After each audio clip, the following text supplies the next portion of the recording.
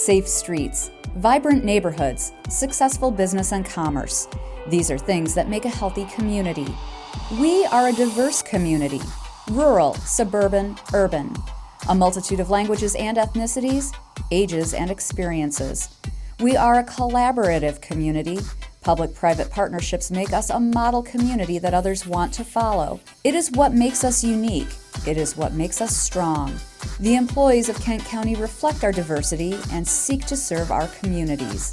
People in this county, in this area, we wrap our arms around each other. We come together to collaborate, to solve problems. We're all working for the good of the whole. And I think that's wonderful. And you can see it. You can see it as you drive around Kent County. Our impact starts the day a baby is born and a birth certificate is issued, to protecting children from deadly diseases through vaccination, to the public safety and justice provided by law enforcement and the courts, to offering veterans services and caring for the elderly. Every day we work to keep our communities robust. I think if you are somebody who is interested in serving your community, in building a strong knowledge base and a good group of people to work with, then the county is one of your best employment opportunities out there. It's been completely rewarding in every way I could possibly explain for 26 years, and I feel like I grow every single day still today.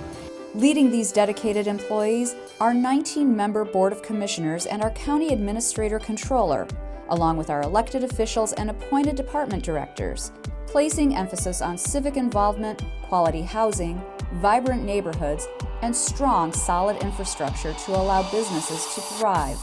Professional, dedicated, collaborative, and innovative. Behind the scenes, collaboration between foundations, charitable organizations, nonprofits, for-profit businesses, public sector demonstrated through the county, the city of Grand Rapids, the townships, all the cities and the villages in our area. If we don't come together, then we will not have the strength that we have today, and I only hope to build upon that. Our aim is to make our communities the best they can be. We are involved in exciting development projects, sustainable recycling programs, and creative progressive prevention programming. We partner with elected officials, impacting policy ideas that become great achievements. We seek opportunities to reach out into the community and offer our services to help our residents make Kent County thrive. Our relationship is solid, both from a staff standpoint at the county level as well as the Board of Commissioners. And they understand what we do and the benefits that we can do for the community, and vice versa. We couldn't do what we do without the help of Kent County. While most of us are busy running our lives, Kent County's elected officials, administrator controller, and over 1,600 employees are serving the communities where we live our lives, so we can all have a place we are proud to call home.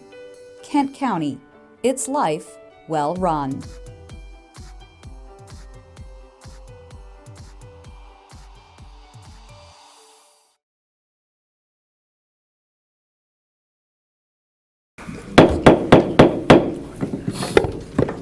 Good morning, everybody, and welcome to the Kent County Board of Commissioners meeting. Today's date is Thursday, July 27th, 2017. The time is 8:30 a.m. We'll begin today's meeting with roll call. Good morning. Commissioners Skaggs, Korndike, Yes. Womack, Here. Bulkowski, Present. Here. Hennessy, Here. Melton, Here. Mast, Here. Breivy, here. Kallman, Here. Voorhees, Present. Ponstein, Here. Steck, Here. Vice Chair Bolter, here. Jones, Here. Morgan, Here. Antor, Here. Vonk, Chair Salfeld. Here. Mr. Chair, you have a quorum. Thank you. We will then call on Commissioner Vonk for invocation and pledge of allegiance. Thank you, Chair.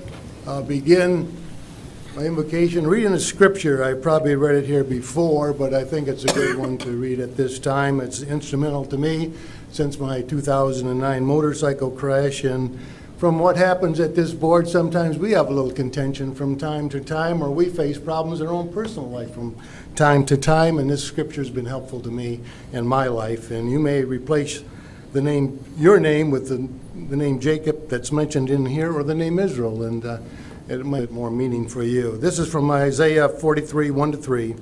But now this is what the Lord says: He who created you, Jacob, he who formed you, Israel, do not fear, for I have redeemed you. I have summoned you by name. You are mine. When you pass through the waters, I will be with you. And when you pass through the rivers, they will not sweep over you. When you walk through the fire, you will not be burned. The flames will not set you ablaze, for I am the Lord your God. Shall we pray? Our Father and God, come before you this day, honoring you as our Lord and God, that we can trust in you. With the biggest problems we face in life, whether it be sickness or a rosy day, may we trust in you. May we pray for our counsel, Tom, as he fights one of the fights of his life, that you would be near and dear and protect him and be around him and give him the strength that is mentioned in this scripture to him. And may we all have that same trust. For, Lord, we know in heaven today you're not biting your nails about any problem that we face in our personal life, or this county board may face, or the staff that stands here behind us face. For you are in charge of all, and we honor you for that. This day, too, Lord, we give thanks for this county and for all that help and support us and give us strength and give us insight and help us to complete our work. And we thank thee for all the branches of this government, especially those that are in the police. We ask you to be near and dear to them and protect them and have your hand about them as they do their work. And then for this nation, too, we give thanks to you for all those in authority over us, and that they, too, may make the right decisions. And then, too, for those that serve in the armed forces around the world, whether it be in a submarine deep in the ocean or plane high in the air or some platoon in the desert field. Lord, be near and dear to each one of them and those that are training as well, for that is too dangerous work. Lord, we give thanks in all things, and we ask thy blessing upon this meeting, that all may go well. Amen. Amen. I pledge allegiance to the flag of the United States of America and to the republic which stands, one nation, under God, indivisible, with liberty and justice for all.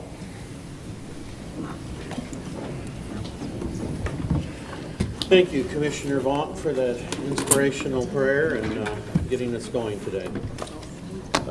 We'll begin or move next to agenda item 5, which is our special order of business. Today we have just one, and that's the 2016 Comprehensive Annual Financial Report.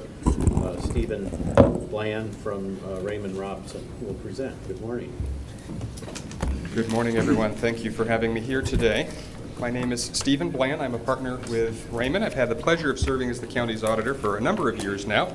And we have 3 different documents that we're going to present in brief, and then I'll be happy to entertain any specific questions that you may have. The first and thickest, most important of those is the Comprehensive Annual Financial Report. No big surprises here, but just for those who may not have heard this message before or those who need a reminder, the county is one of a fairly select few governments, both in the state of Michigan and across the country, voluntarily take it upon themselves to not just meet the minimum requirements for financial disclosure, not just to include basic financial statements, but to actually provide a comprehensive annual financial report that adds to the required information additional demographic data, 10-year trend history, and other analysis. This report is each year submitted to the Government Finance Officers Association, and the county has a long track record of receiving an award for excellence in its financial reporting. We expect this year will be no exception to that. This document, as its name implies, very comprehensive. There's almost 230 pages of data in here. We're obviously not going to walk through all of that, but I do want to point out what it is that you hire us as your independent auditors to do each year. If you look down the tabs on the side, you'll see the second tab is called the Independent Auditor's Report, and that's really the crux of the county's financial statement audit. In just about 2 or 3 pieces of paper here, we issue what we call the auditor's opinion on the financial statements. Now, it's important to point out that the financial statement audit is really not about whether the good year or a bad year financially. The financial statement audit is trying to answer one very simple question. Is the 200 plus pages of information found in this report, is it reliable? Is it something that you as elected officials can base your financial decisions off of? And the clean or unmodified opinion that we've given in these financial statements is our way of saying we believe these financial statements are free of any material misstatements. meaning that we think they are accurate or reliable enough for you to rely on them and make solid financial decisions.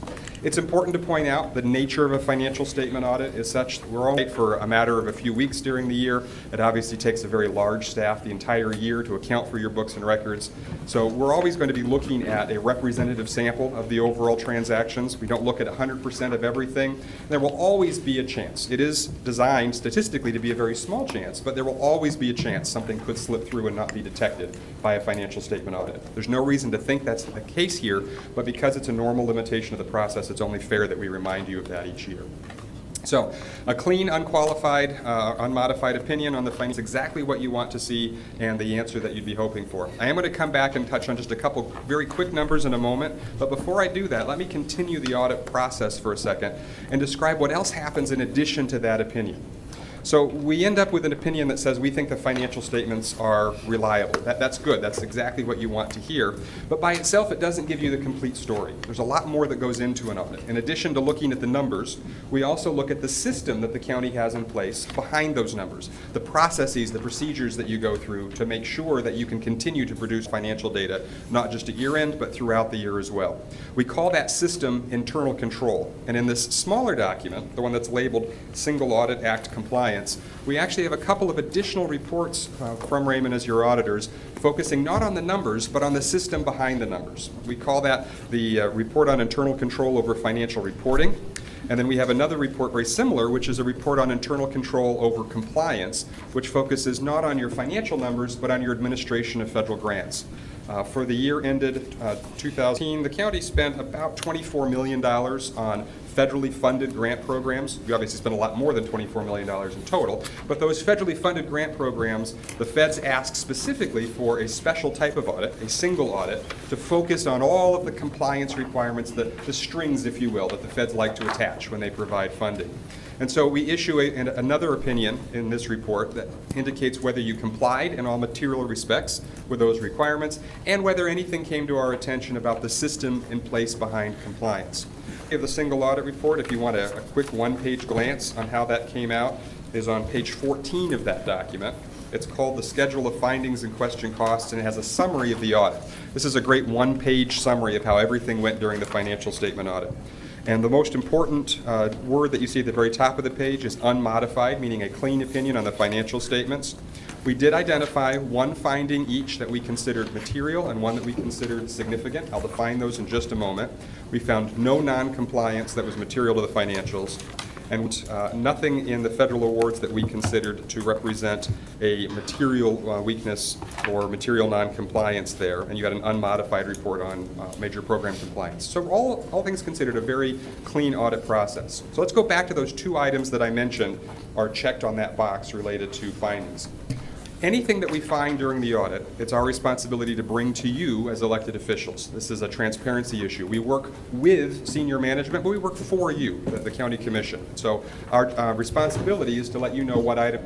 The only item that we identified as material, meaning the largest quantity items, were what we call material audit adjustments. And all that means is that from the time management initially provided us the unadjusted books and records to the time when we got to this final report, which has a clean opinion on it, we did participate in helping make certain or propose certain adjustments to the county's books and records. While that's not uncommon in general for governments, it has been relatively rare for us to find material issues that need adjustment at the county. And so I just want to point out the unique circumstance that happened this year that led to that. We had a very significant software conversion that both complicated the actual accounting and also diverted significant attention from senior management to other duties. So certain year-end processes that have historically happened had not had a chance to go through their normal cycle, and so that allowed a few errors to get to us that were caught and corrected. And then, of course, the significant transaction related to spinning off the airport had some very unique accounting issues. All of those adjustments have been made. We don't think there's any further corrective action other than allow the system conversion to finish and back into normal.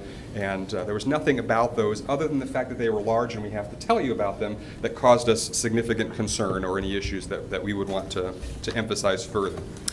On the next page, 16, we did indicate that the process of aggregating all the federal grant programs and reporting them for the single audit, we did identify some errors there. Not material errors, but they were significant. Less than material, but still big enough to matter. Again, we think that the software conversion that was still in process during last audit, as that finishes, has resolved many of those issues. The county administers scores of different grants, and the new software will be better equipped to track each grant separately and provide the accountability that's needed at year end for that. So we feel very good about that. And then finally, we did have one item we wanted to bring to your attention relating to the primary general ledger of the county, the official books and records, and then the subsidiary records, which keep track of the details on a per-person basis. There was a discrepancy, as probably connected to the timing with all the software conversion, between the DEET tax subledger and the general ledger. That has been identified and adjusted, but going forward, we'll just encourage the county to continue to invest the time to make sure that that stays reconciled going forward. And we're confident that that's something that can be done in the future.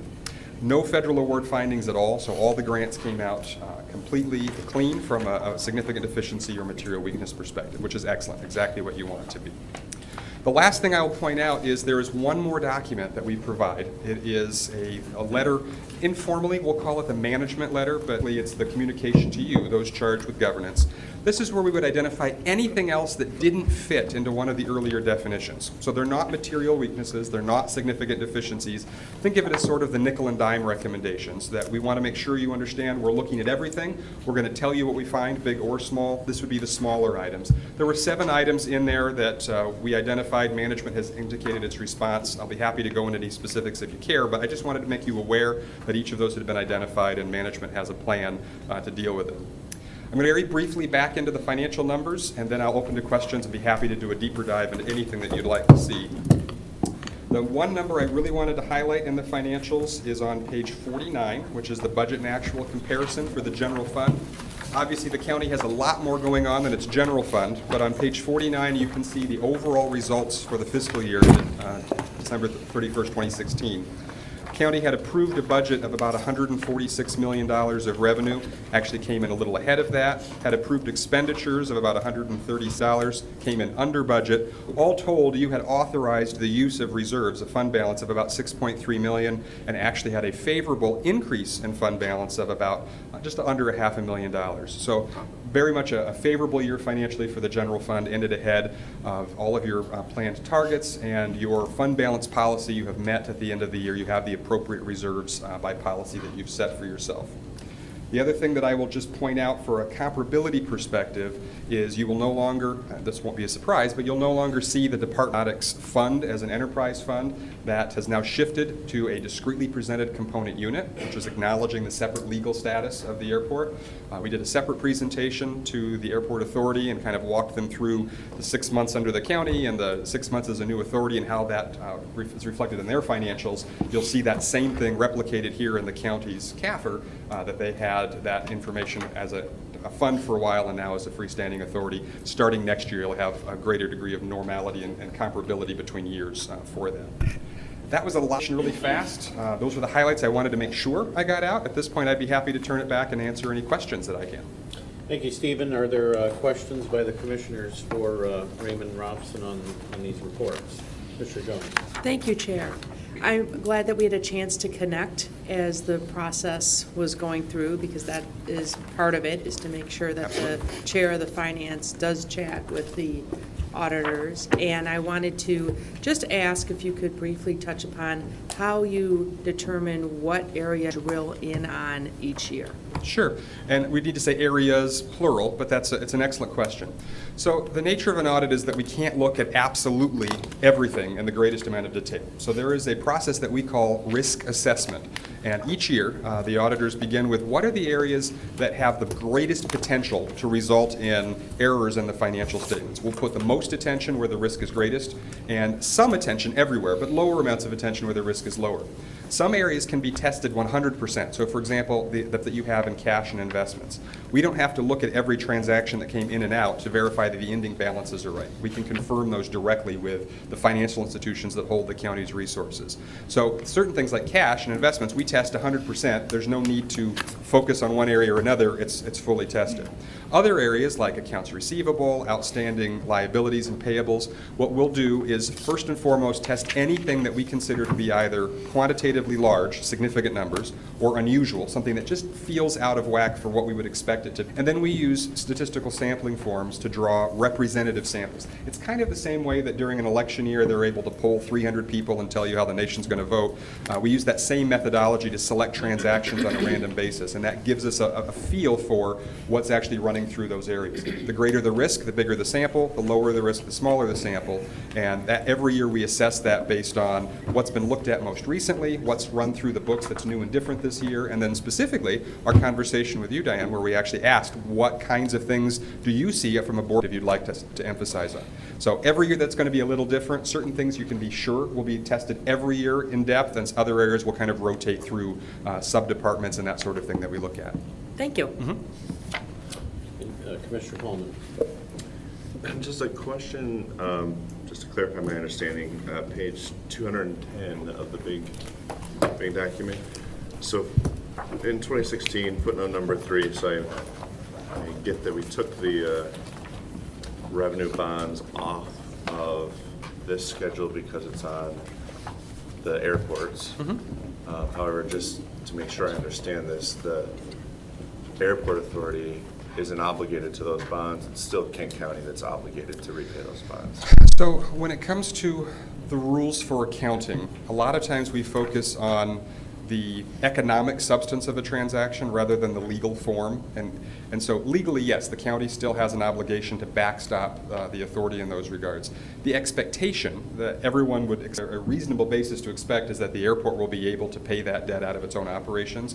And so from a financial perspective, we treat it as if that's what's going to happen. But you're absolutely correct from a legal perspective. Great, thank you. Any other questions? Commissioner Morgan. Thanks, Mr. Chair. Hey, good morning, Steve. Good morning. My question is more of the, we've transitioned with our, our accounting package. And you made a statement that this new accounting will be able to track the grants a little more closely and probably categorize them. Because I've noticed in the past with our audits, we've always had a little bit of light showing on the grant process and how we handle the grants. So you expect that to be resolved moving forward? I certainly hope so. The two things I would point out relative to grants is if you look historically back through the last several years of audits, it's not been uncommon for there to be one grant that was selected for a deep dive that we had a finding that rose to that higher level of being either significant or being material. We didn't have any of that this year. We do have a couple of the smaller nickel and dime recommendations that are grant related, and our hope is that the systemic changes that have been made with the software will provide a better basis for tracking that.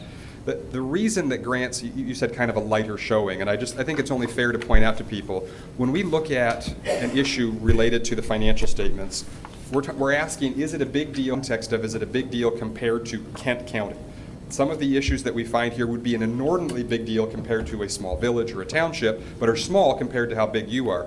When we look at grants, we're not comparing them to Kent County. We're not even comparing them to Kent County's grants. We're comparing them to a specific grant that was picked for Kent County. The scope gets much smaller, and therefore what triggers an audit finding, it doesn't take nearly as much to happen. So in the past, yes, you've definitely had some grant findings. I just want to make sure people understand we're looking at those grants under a much finer because of the way the feds require. And even with that microscope this year, no material weaknesses and no significant deficiencies. So I'd say both yes, we have seen progress, and yes, we would expect to continue to see further progress as this new system has a chance to run its course with a full year of operations. Thank you. Okay, any other questions?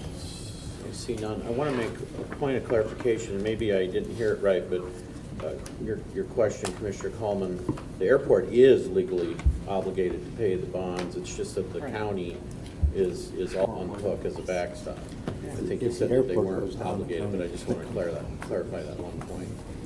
Okay, any other questions and comments? I see none. We thank you for your time this morning and for the results of the audit, which I think all in all were very outstanding, to be honest with you. So. We certainly want to express our thanks to Steve and Francine and their entire team for all the work that goes into preparing for us. We really appreciate that. Good, thank you. Thank you. We move then next to agenda item number, which is public comment. If there's any public comment, please come forward. You state your name and address, You have 3 minutes to address the commission. Any public comment this morning? I am seeing none, so we will move then to agenda item number 7, which is the consent agenda, and I will call on Commissioner Vaughn. Thank you, Chair. I'll move the consent agenda, items A, B, and C. Is there support? Support. Support by Vice Chair Bolter. Madam Clerk, would you call the roll? On the motion to adopt the agenda, Commissioners Skaggs. Commissioners Korndike. Yes. Womack. Yes. Bulkowski. Yes. Talon. Yes. Hennessy. Yes. Melton. Yes. Mast. Yes. Breivy. Yes. Coleman. Yes. Voorhees. Yes. Ponstein. Yes. Steck. Yes. Vice Chair Bolter. Yes. Commissioners Jones. Yes. Morgan. Yes. Antor. Vonk. Yes. Chair Salfeld. Yes. Mr. Chair, you have 18 ayes, 1 absent. The motion passes. Thank you. We move then to agenda item number 8, which are resolutions. We have 2 today. The first, for the first one, I will call on Commissioner Talon. Thank you, Chair. Move adoption of Resolution 54, which is a consultant agreement between Asset and the county's Community Development Department. Support. Support by Commissioner Korndike. Questions or comments on this resolution? I'm seeing none. So this is not a roll call vote. So all in favor indicate by saying aye. Aye. Any opposed? Motion passes. We move then to the second resolution, and I will call on Commissioner Morgan. I'd like to move Resolution 55 with high hopes that it's quickly amended. I'll second. We have support by Commissioner Jones. I will call on Commissioner Korndike. Thank you, Chair. I wish to make an amendment to Commissioner Morgan's motion. Whereas the chair's position is that the sale of 82 Ionia without a plan regarding where to house the impacted county services and employees is not prudent or advisable. Therefore, the RFP for 82 Ionia should be terminated. Whereas the chair asked staff to update the 2004 Fuller Campus Master Plan to aid in further discussions about building and space needs. Therefore, I move to amend Commissioner Morgan's motion to reject the recommendation of the Finance and Physical Services Committee to sell the building at 82 Ionia and to further terminate the RFP for the sale of 82 Ionia. Second. And there is support by Commissioner Jones. And so what we have procedurally is an initial motion and now an amendment on the table. So we'll open up the floor for any questions or comments on the amendment that was just made by Commissioner Korndike. Are there questions or comments? I'll just comment quickly on it to start it out. This is consistent with the memo that I sent out to the board as a whole, stating that it was my belief that it was important that we not undertake what the finance came out of the finance committee, which was a motion to sell 82 Ionia without a corresponding solution on where those displaced employees would go. This, as part of that, I heard from Commissioners Bate when we had the work sessions for further clarification about the Fuller Campus Master Plan.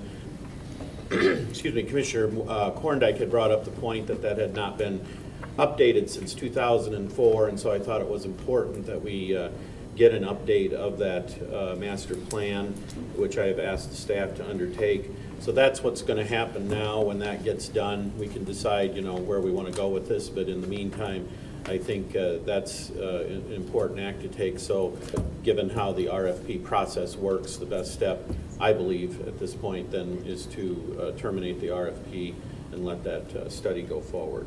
Any questions? And that's, of course, what Commissioner Korndike's amendment was consistent with. So any questions or comments on that amendment to the motion? Commissioner Mast. Thank you, Chair. I just want to, I think your memo implied that going to be primarily the update of the Fuller Campus Master Plan, but I know in my conversation with you, we talked about, could it also include some other option look at, and I don't want to lose that part of it. Yeah, it is just for the master plan. To your point, I think it's fair if you want to, throw out something else, as long, I don't want to get inundated with, 50 ideas on where we can come to alternative sites, or even 100 or 2,000 for that matter. I mean, there's got to be some level of reasonableness in it. But if somebody wants to send me a message and say, hey, as part of looking at this, should we take a look at this, we can do that, and certainly try to have anything that wasn't previously looked at considered as well. I think your comment was regarding the other building that we own here on right next, Ottawa Avenue here, and what more potentially could be done there. I think that's a fair question, but again, at some point there's got to be a level reasonableness in what we're all considering here. So fair enough, but I think I'll leave that out of this. I think it's good to not get into too many of those, try to attempt too many of those subjective things, because we could come up with an endless list as it goes on. Commissioner Melton, sorry. I shared this a little bit with Chairman Salfeld already, but I just want to go on record as thanking Commissioner or Chair Salfeld for taking the initiative in this, because I know certainly I think that we've all wrestled with this. I know I have as a newer member, and what is prudent and what makes sense, and to then have it split, I was trying to wrap my mind around that. So I want to move for taking that load, quite frankly, at least off my shoulders. I look forward to hearing more about the Fuller complex. I do remember once you mentioned that in the archives of my brain, reading about how the county had thought that this would be a place where we would house things. Whether that still stands true today or not, I'm not getting into that, but I do remember that initiative was out there. So thank you very much for your leadership from my standpoint anyway.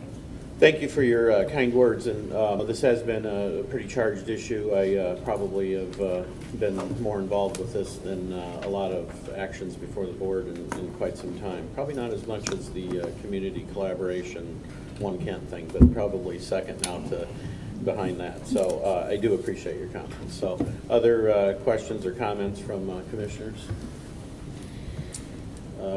Yes. Yeah, I'd like to go on record that I supported the recommendation to split that resolution, mainly because of moving the prosecutor to Ottawa. And even though I've heard that people say that he has said he's fine with it, he was actually at a work session where he stated there wasn't enough room in there, and there were some other issues with that building. And one of the reasons we wanted to split that resolution was not that we think it's a bad idea to move to Ottawa or the Fuller campus, but our work sessions have been brief. We haven't had enough to get a full grip of how much financially it's going to take to make Ottawa exactly what the prosecutor needs. And when we think of our prosecutor, the protection of not only our lead prosecutor in Kent County, but those that work under him, witnesses that may have to come in and out the building that may have information or have to be brief. And it just looks as if we move them to Ottawa, I would like to have a little more time to actually understand we can budget to really take this prime real estate that's here on Ottawa in downtown Grand Rapids, where we're moving the prosecutor, and really build that building up. Or find out if he's only temporarily going to be there, what we're going to do with the Ottawa. We know we're going to do with 82 Ionia pretty much, but now we have a whole new building that we're wondering what we're going to do with. So that's one of the reasons I did support the Voorhees recommendation. Thank you.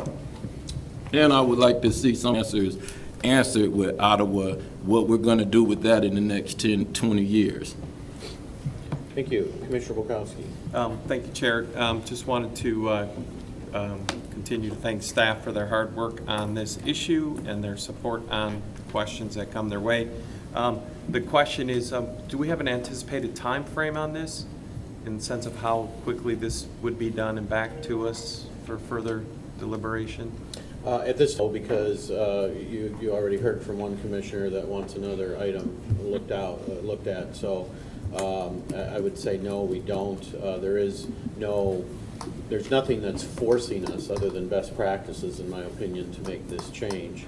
So it's not like we're under the gun due to some legal issue or something like that. But you know, I'm sure the staff will act on it in their usual prompt way, and we'll continue to update the commission as that goes along. All right, thank you. Okay, other questions? I'm not seeing anything, so let's, Commissioner Brevy, I'm sorry. Yeah, I just wanted to thank you, Chair, too, for taking the time for us to reevaluate this. While I am, mostly supportive of selling 82 Ionia, I think it's really important to look at all of our options and consider, our future here at this building and also 82 Ionia and our other properties downtown. So thanks for taking the time to do that. Okay. Vice Chair Bolter. I want to echo those comments. I really appreciate you giving us this time to kind of digest all of this. It is utilizing $20 million of taxpayer money, and I really appreciate the thought of doing that master plan and updating that master plan. I think that's very important, and kind of as these things evolve and change, and as we sell one building, that's going to create a domino effect of other buildings. I hope we don't create a huge expansive scope, but we do look at those other buildings. And I also would like us to look at some space utilization in terms of how staff utilizes their space. We may not need all of the square footage now that we're using now in the future. So I hope we can look at that as well. Thank you. Yeah, again, give me any additional elements of what you might want looked at.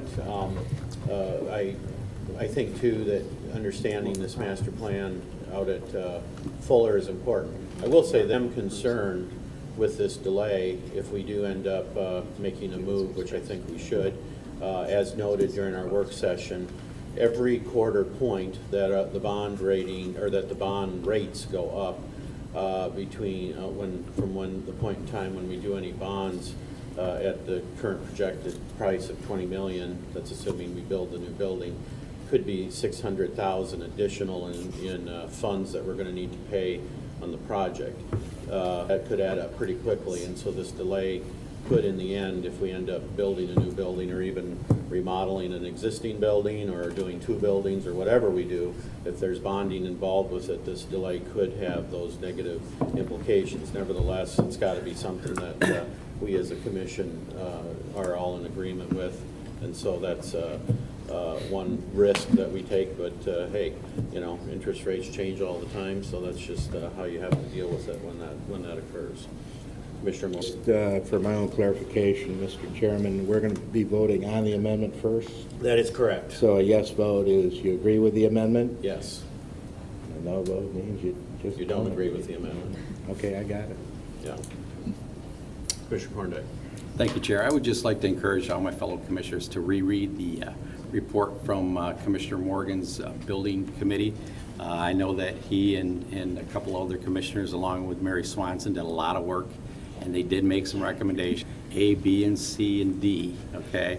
And I know people are having questions, but please reread that report and come up with your questions based on that report. It has a lot of, detailed information. They spent a lot of time on it, and I think it's something that people looked at and maybe dismissed because they didn't agree with it, or they had more questions, they need more information from it.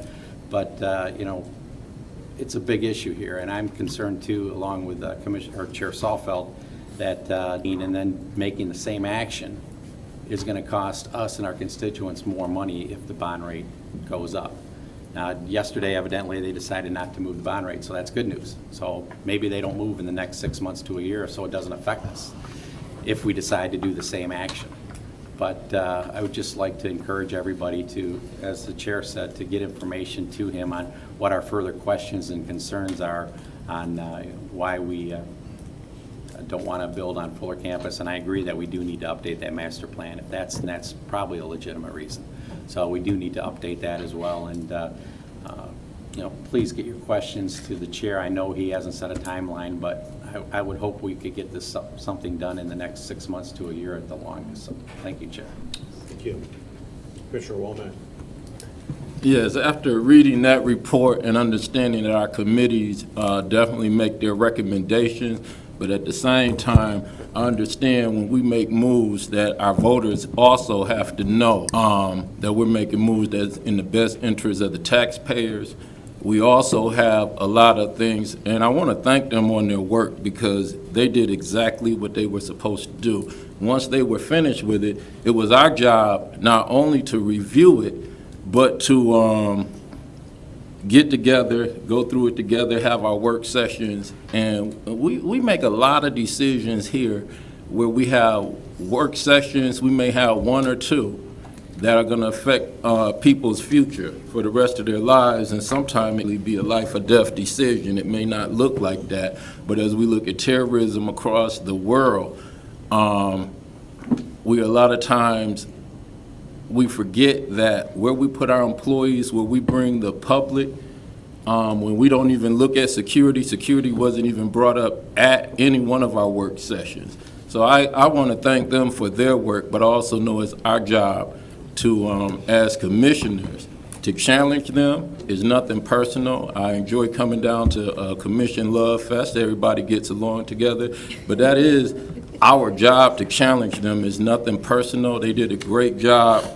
And even once their recommendations come, it's to my understanding that in the future, we'll also have to vote on allocating the funds to make sure that these projects can go all the way through.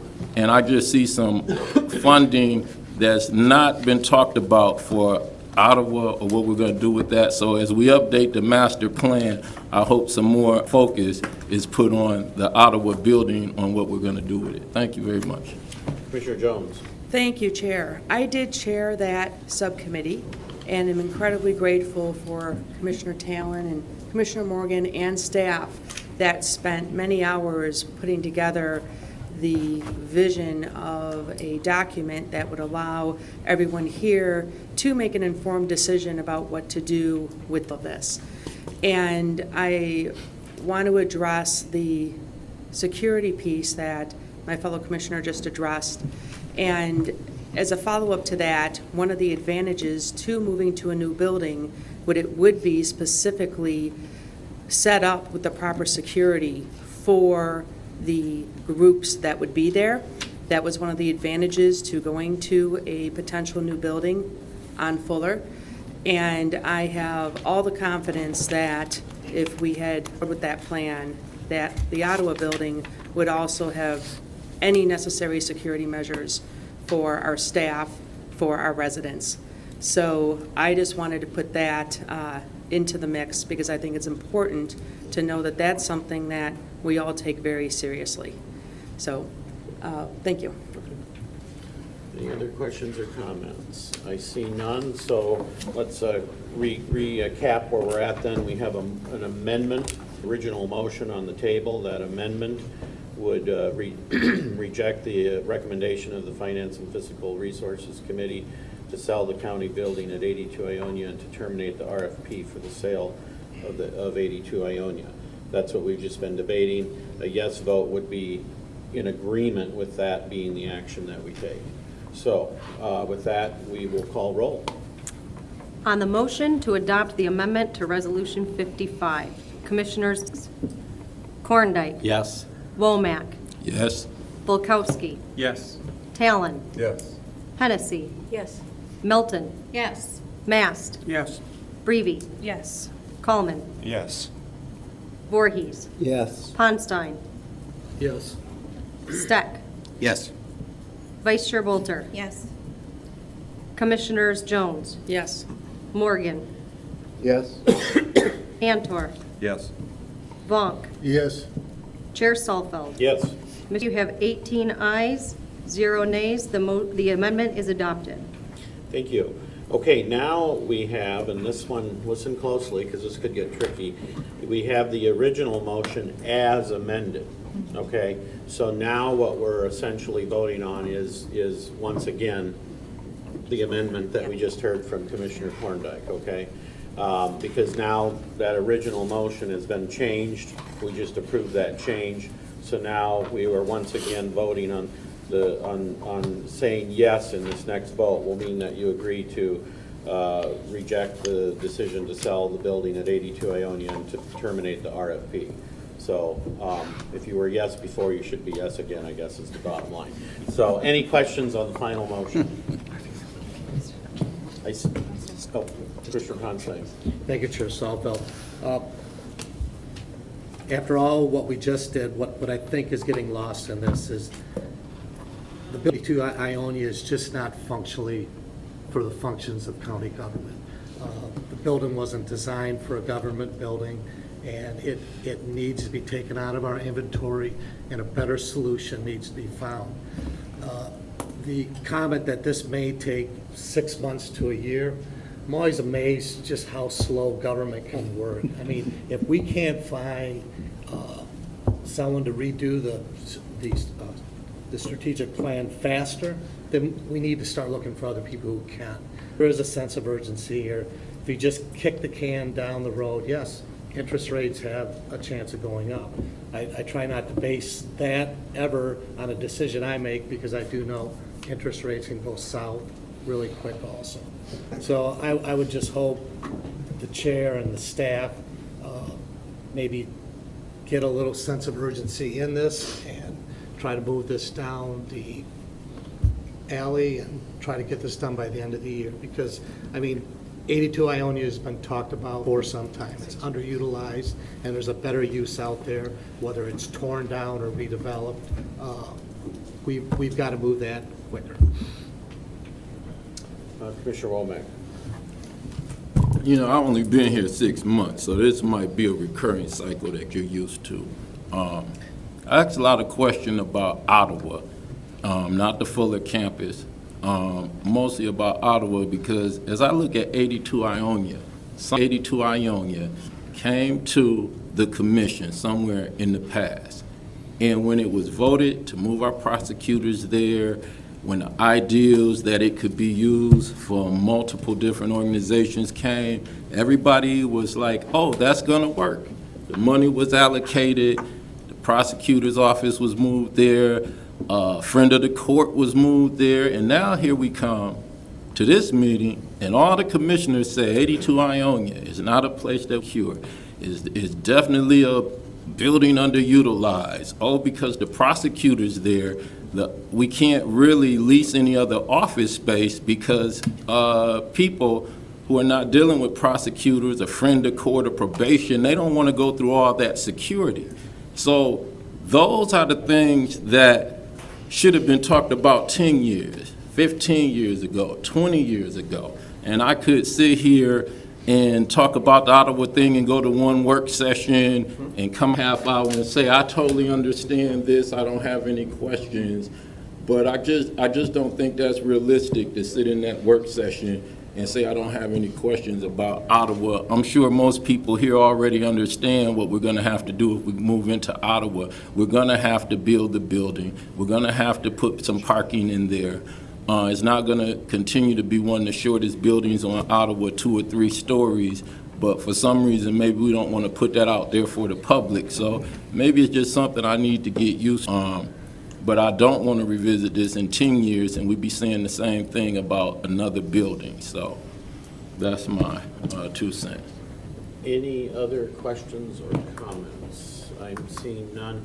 As a final word, I'd just like again to thank staff. There was a ton of requests and information responses that occurred during the process of looking at this, hopefully stuff that will remain valid and useful down the road.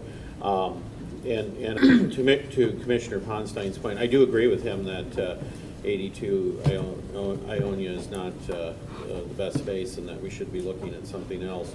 As far as timing goes, I don't know how long this will take. I didn't want to commit to a time because we are a little short-staffed right now, although that's being backfilled, and I think we're fine in that area. I do want to move it as quickly as we can, but you've also some other questions coming up from other areas, and I don't know how long that will take as well. So we'll do our best to move this as quickly as possible and to see where we go with it. So with that, again, we will have a roll call vote on this, and again, you're adopting the original motion as amended, so it would be consistent with the last vote you just took. On the motion to adopt Resolution 55 as amended, Commissioners Skaggs, Commissioner Thorndike, Yes. Womack, Yes. Bulkowski, Yes. Talon, Yes. Hennessy, Yes. Melton, Yes. Mast, Yes. Breivy, Yes. Coleman, Yes. Voorhees, Yes. Ponstein, Yes. Steck, Yes. Vice Chair Bolter, Yes. Commissioners Jones, Yes. Morgan, Yes. Antor, Yes. Vonk, Yes. Chair Salfeld. Yes. Mr. Chair, you have 18 yeas, 0 nays. Adopted and resolution passes. Thank you. We then move to agenda item 9, which is an additional public comment period. This is a 1-minute comment period. Is there any public comment this morning? If there is, come forward. You have 1 minute. You got to come to the podium. Is there a longer period of time later for public comment? Could you state your name and address? Sure. Daniel Scott, 1204 Hovey, Southwest. Is there more time to share later? Well, we had a public comment period at the beginning, Oh. and now this is the final one that just goes for 1 minute. 1 minute? Yeah. Okay, I'll be quick. I was here last time wanting to appeal to you to do all you can to make Kent County a sanctuary refuge county for the unborn and their mothers. And I did some research on the vow, the oath ever took to become a commissioner. And all of you took oath that you would do all you could to protect every citizen of this county, including, I quote, from the Constitution of the state and the U.S., our posterity. And according to Webster, that means descendants and offspring. So I would encourage you to follow your oath and your promise to also protect the unborn. Thank you. Any other public comment? I see none, so we will move to agenda 10 under reports. We'll start that with the recognition that the Friend of the Court Community Engagement Task Force report is officially received. That was attached to your agenda. That was chaired by Commissioner Bulkowski. Under the standing rules of the Board of Commissioners, let me just, because this is these updated rules, when a final report is received, the action of receiving the report does not give substantive effect to the findings and conclusions of the report. On or after receipt, the chair of the board, long and short, may do various things, one of which is request a motion to adopt the report. So what I am asking Stu is to place this on the agenda for our next meeting to adopt the report. Now, what does that mean? We talked a little bit about that in executive committee today. Basically, it doesn't change anything in the report. If there's recommendations, there's still recommendations. If there's findings, there's still findings, et cetera. All it does is say that the report's been received by the board, and if you find the report acceptable, if you agree with the recommendations that should be done, then you'd vote yes, and the report then becomes a report that has the backing of the board behind it. If you have a problem with the report, if you don't think that it is making good recommendations, then you might want to vote no and vet that out, because we might find that, hey, the board as a whole doesn't agree with what this report says. It doesn't change anything, though, as it relates to the recommendations or, what's being done under board. So I just wanted to lay the groundwork for this, since I'm asking staff to put this on the next agenda to be accepted by the whole board. So instead of a report that had participation by members of our board, we can now say, here's a report that the board as a whole has adopted. So I hope that that's clear. We can discuss it more at the next board meeting when it's actually on the agenda, and have a presentation and any questions as well. Okay? So other reports today by commissioners. Commissioner Bukowski. Well, I just wanted a quick follow-up with that. As you read that, definitely Commissioners Korndike and Voorhees and our administrator can tell you that don't be surprised by the brevity of the recommendations. They are very deep. They were painful and joyful. We had a lot of heated conversations in the back of this room and next door. So again, when you read through these, there's a lot behind them. And if you don't see that, please ask your questions. I'm going to continue to advocate for the funding of some of these recommendations. We'll see how that goes in the budget processes in the years to come. Also want to, since the friend of the court is in the room, Dan, if you just at least wave if people don't know who he is, which is our standard in the county. The friend of the court and his staff and the court staff, Mary Swanson, were extremely, extremely helpful in this whole process, getting data to us and all of that. So just wanted to thank staff. Like I said, I invite you to, again, don't be misled by the brevity, because there's a lot packed in a few words, which is hard for me to do. Thank you, Mary. I like bullet points. Commissioner Brady. Yeah, thank you, Chair. I just wanted to briefly report on the lead task force. We had Lieutenant Governor Kelly here last week. He spoke. It was really insightful, and also he brought forward a $1.5 million grant that would be available to provide lead hazard control services, and that's something that our staff here at the county and the health department is working on applying for. Okay, thank you. Any other reports? Commissioner Korndike? Thank you, Chair. I'll just make a brief report in regards to the airport. Yesterday, at the child play area, Child's Port, which is supported by Helen DeVos Spectrum Hospital, they were the sponsor and helped us put that together. Just like to give a shout out to them. And if you get a chance to get out to the airport in the next couple of weeks, take a look at it. It's a great little area for young children to spend some time when they're waiting for people to come in and out of the airport. So, thank you. Great, thank you. Any other reports? I see none, so we will move then to miscellaneous and ask for any miscellaneous comments. Commissioner Womack. Yes, we've done some funding with the Sheriff's Department and a whole lot of other departments here in Kent County, so I got a chance to go out and visit the Kent County Jail, and just want to let my fellow commissioners know and our voters that it's some well-spent money. The security there is great. They also have, I saw almost 300 cameras that definitely assures the safety of not only guards but the prisoner. And if there's any questions come up about behavior there, it's all recorded. They've also built a new kitchen that, compared to the old one, is like moving light years in advance. So I'm really happy to see what's happening out at the Kent County Jail as far as the money that we've been sending out there from the taxpayers. And it makes me feel good about Kent County to know that once we are committed to a building and keeping it modern. And looking at the jail, one of the good things about it is it's the last place a person to be.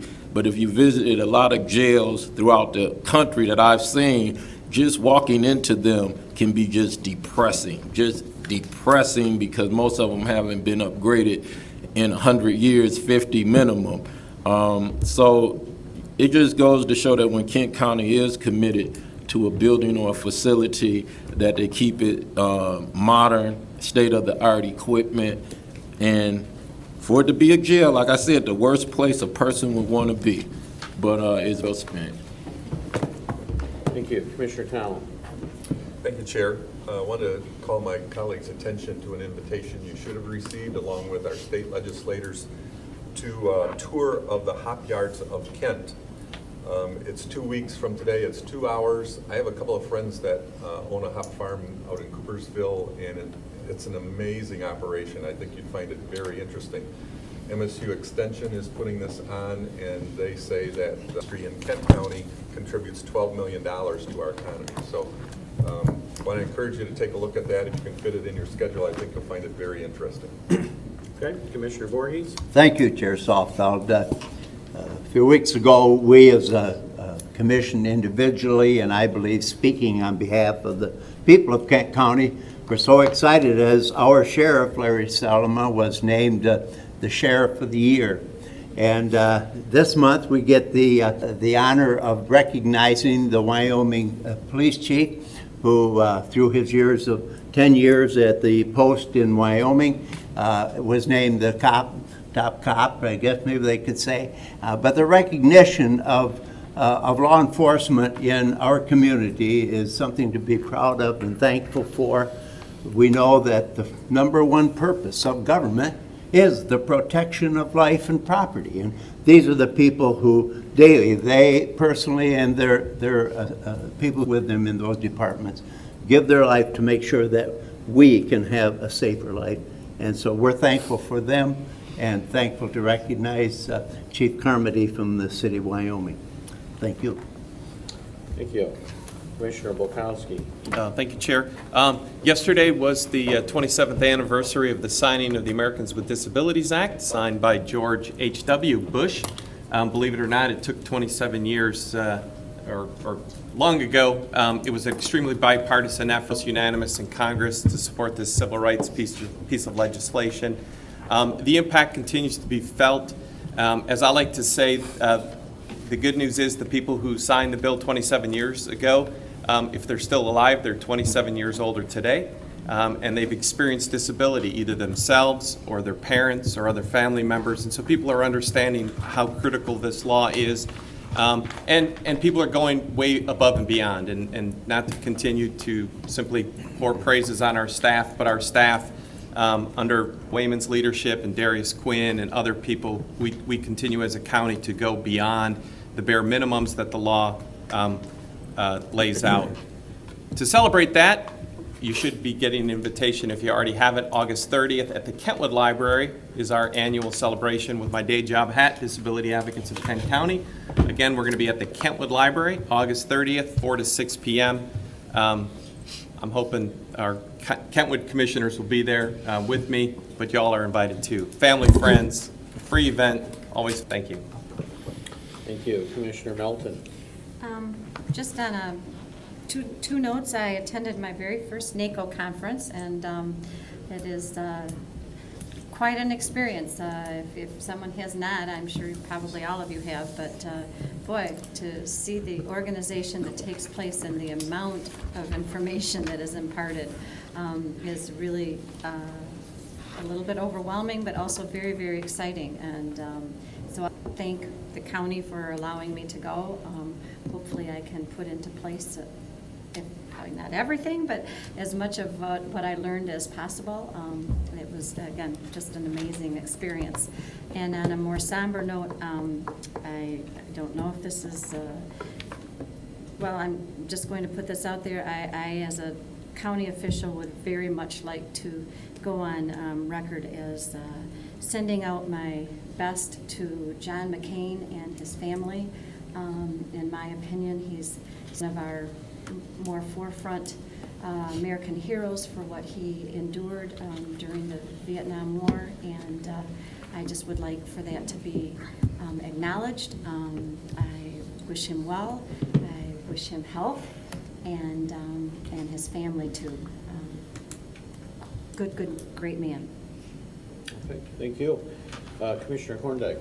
Thank you, Chair. A couple shout outs here. First of all, to Dave Bolkowski for leading us through the FOC committee process, and to Mary Swanson as well.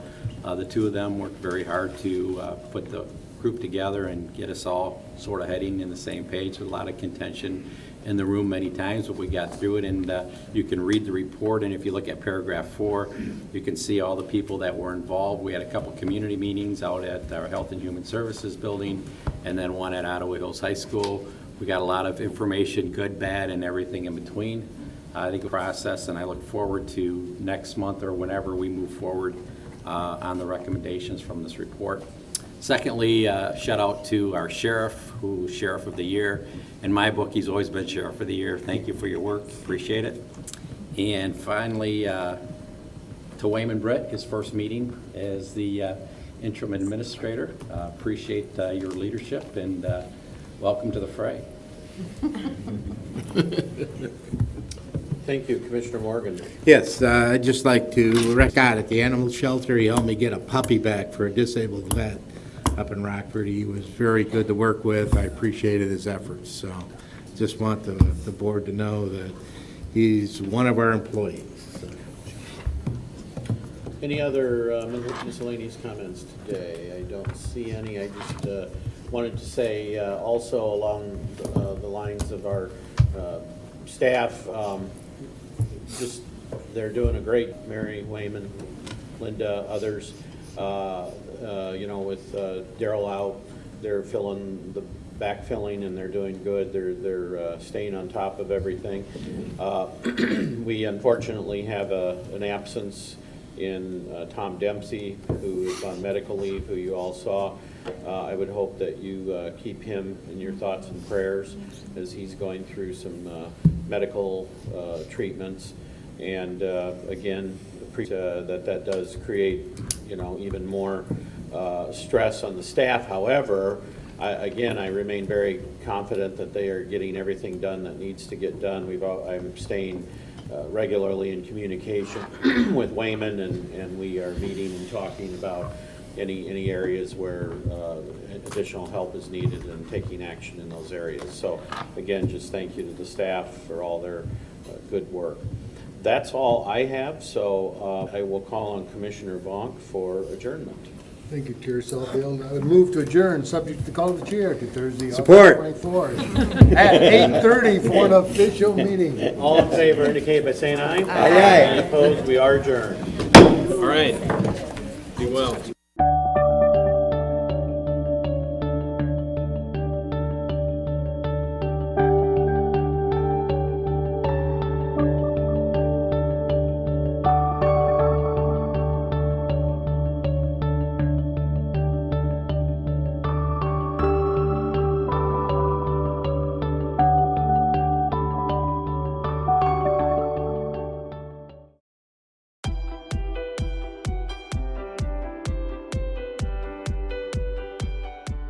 Safe streets, vibrant neighborhoods, successful business and commerce. These are things that make a healthy community. We are a diverse community, rural, suburban, urban. A multitude of languages and ethnicities, ages and experiences. We are a collaborative community. Public-private partnerships make us a model community that others want to follow. It is what makes us unique. It is what makes us strong. The employees of Kent County reflect our diversity and seek to serve our communities. People in this county, in this area, we wrap our arms around each other. We come together to collaborate, to solve problems. We're all working for the good of the whole. And I think that's wonderful. And you can see it. You can see it as you drive around Kent County. Our impact starts the day a baby is born and a birth certificate is issued, to protecting children from deadly diseases through vaccination, to the public safety and justice provided by law enforcement and the courts, to offering veterans services and caring for the elderly. Every day we work to keep our communities robust. I think if you are somebody who is interested in serving your community, in building a strong knowledge base and a good group of people to work with, then the county is one of your best employment opportunities out there. It's been completely rewarding in every way I could possibly explain for 26 years, and I feel like I grow every single day still today. Leading these dedicated employees, our 19-member Board of Commissioners and our County Administrator Controller, along with our elected officials and appointed department directors, placing emphasis on civic involvement, quality housing, vibrant neighborhoods, and strong, solid infrastructure to allow businesses to thrive. Professional, dedicated, collaborative, and innovative. Behind the scenes, collaboration between foundations, charitable organizations, nonprofits, for-profit businesses, public sector demonstrated through the county, the city of Grand Rapids, the townships, all the cities and the villages in our area. If we don't come together, then we will not have the strength that we have today, and I only hope to build upon that. Our aim is to make our communities the best they can be. We are involved in exciting development projects, sustainable recycling programs, and creative progressive prevention programming. We partner with elected officials, impacting policy ideas that become great achievements. We seek opportunities to reach out into the community and offer our services to help our residents make Kent County thrive. Our relationship is solid, both from a staff standpoint at the county level as well as the Board of Commissioners. And they understand what we do and the benefits that we can do for the community, and vice versa. We couldn't do what we do without the help of Kent County. While most of us are busy running our lives, Kent County's elected officials, administrator controller, and over 1,600 employees are serving the communities where we live our lives, so we can all have a place we are proud to call home. Kent County, its life well run.